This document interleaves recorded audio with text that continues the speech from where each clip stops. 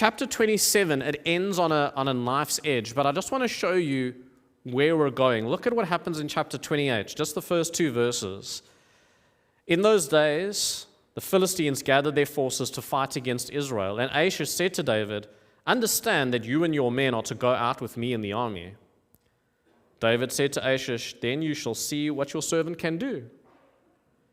Achish said, "Very well, I'll make you my bodyguard for life."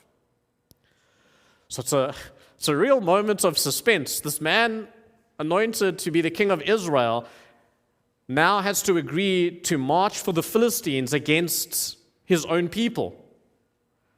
So you're kind of meant to hold your breath. What do you mean, David, you're going to march against Israel? Because now the king says, "Listen, it's nice that you go on your little raids, but I'm about to do an invasion, and you know what you're coming with." So everything in the story kind of tightens. The enemy gathers. Saul in the next chapter is going to turn to darkness and witchcraft, and David, Israel's hope, is marching under a pagan flag. The one who's destined to deliver Israel is on his way to destroy Israel. That's the start. But I want you just to leave you with a little bit of hope. David's reply to Achish, "Then you shall see what your servant can do," it's intentionally vague. You don't know what I'm actually going to do. It sounds loyal, but David's keeping his options open.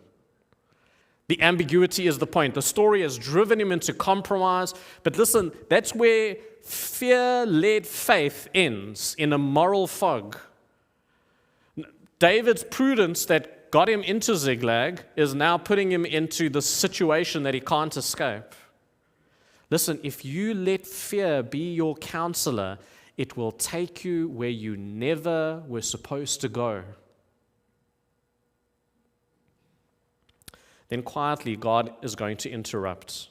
I just need to show you where the story goes, at least this part. Chapter 29, there's a Philistine commander that objects to David being there. He just doesn't trust David, one of the commanders. And Achish, the king, protests. He says, "No, I know David, he's loyal." But eventually the generals overrule King Achish and David gets sent home. On the surface, it looks like rejection, but it was actually God's mercy in disguise. God rescues his servant from a battle that he should never have joined.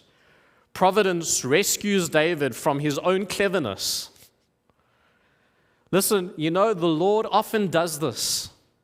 He closes doors that would have ruined us. He cancels the opportunities that we prayed for. This is why sometimes we make the mistake. So Christians, we don't want to say good luck, because there's no such thing as luck. Everything's in God's providential care.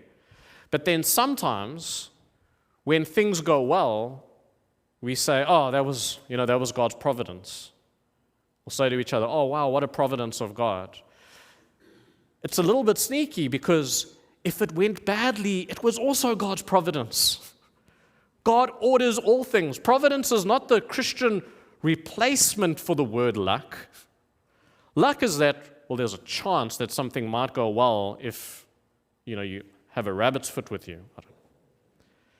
Providence is that God orders in a fatherly care everything that happens in your life for your good and his glory.